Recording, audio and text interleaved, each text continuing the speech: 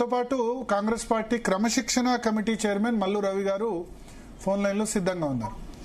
మల్లు రవి గారు, జీ తెలుగు కోసం సమయం కేటాయించిన ధన్యవాదాలు. నమస్కారం. సో ఇప్పుడు రాజగోపాల్ రెడ్డికి సంబంధించి ఒక అష్యూరెన్స్ ఇచ్చారు కాంగ్రెస్ పార్టీ హైకమాండ్ నుంచి, ఆయన మంత్రి పదవి ఇస్తా అని, కానీ నెరవేర్చట్లేదు. బట్ మీ పార్టీకి నష్టం జరుగుతుంది కదా దానివల్ల. ఇప్పుడు ఆయన సముదాయించే ప్రయత్నం ఎందుకు ఎవరు చేయట్లేదు?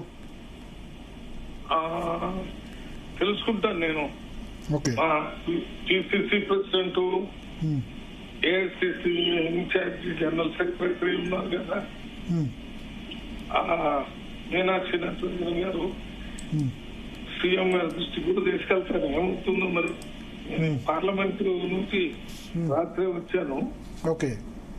ఆ ఇష్యూ ఎవరితో సాల్వ్ అవుతుందో నా వంతుగా నేను ప్రయత్నం చేస్తాను.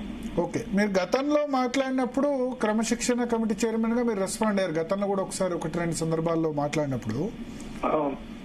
సో అంటే అప్పుడు మీరు ఏం చెప్పారు? రాజగోపాల్ రెడ్డి గారు లేకపోతే పిసిసి చీఫ్ గారిని లేకపోతే రేవంత్ రెడ్డి గారిని వచ్చిన ఇన్స్ట్రక్షన్ ఏంటి ఆ సమయంలో? అప్పుడేం మాట్లాడలేదమ్మా.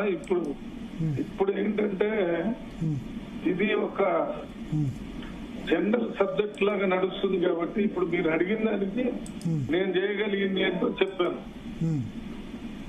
ఇదంతా లొల్లెందు కదా, మీరు మంత్రి అయిపోయి తర్వాత ఎమ్మెల్సీ కండి. అర్థమైంది కదా అన్నా, తాడూరు సీనాన్ని మాట్లాడుతున్నా. ఇది అంతేందుకు, మీరే మంత్రి అయిపోండి. ఒక ఖాళీ ఉన్నాయి కదా, 3 శాఖలు ఉన్నాయి ముఖ్యమంత్రి గారి దగ్గర. ఓకే మల్లురావు గారు,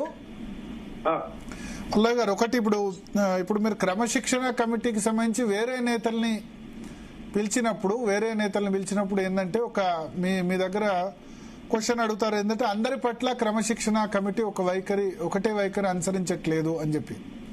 పెద్ద నేతలు మాట్లాడితే ఏమన్నారు, చిన్న నేతలు మాట్లాడితే వాళ్ళకు షోకాజ్ ఇస్తారు, వాళ్ళని సస్పెండ్ చేస్తారు లేకపోతే అని చెప్పి అన్నప్పుడు ఇప్పుడు ఇటువంటి ఇష్యూస్ గుర్తుకు తీసుకొస్తారు. రాజగోపాల్ రెడ్డి అంటే మరి ఏం మాట్లాడట్లేదు, మమ్మల్ని మాత్రం ఎందుకు అంటారని. ఎస్ మల్రావి గారు ఉన్నారా లైన్ లో, ఫోన్ లైన్ లో? సార్ ఉన్నారా మల్రావి గారు?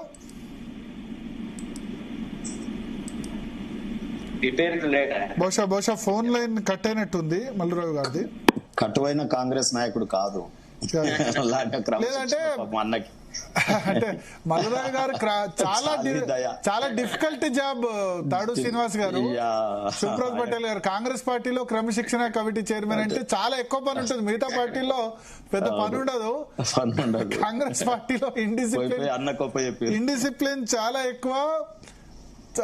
ఏమంటారు, పంచాయతీ సర్పంచ్ నుంచి మొదలు పెడితే పై వరకు రోజు కనీసం వారానికి ఒక్కళ్ళకైనా షోకాజ్ నోటీస్ ఇవ్వాల్సి వస్తుంది. అంతే కదా? అంతే. ఇప్పుడు మన షబ్బీర్ అలీకి కూడా అలాంటి సీనియర్ నేత కూడా ఇవ్వాల్సి వచ్చింది కదా. అంతకుముందు మహిళా కాంగ్రెస్ అధ్యక్షురాలుగా ఉన్న సునీతారావుకి ఇచ్చారు. అంటే అదేవిధంగా మంత్రి కొండా సురేఖ భర్త కొండా మురళికి ఇచ్చారు. సో చాలా హై ప్రొఫైల్ వ్యక్తులకు కూడా ఇవ్వాల్సి వస్తుంది. అంటే వాళ్ళు కూడా బయటకు వచ్చి కామెంట్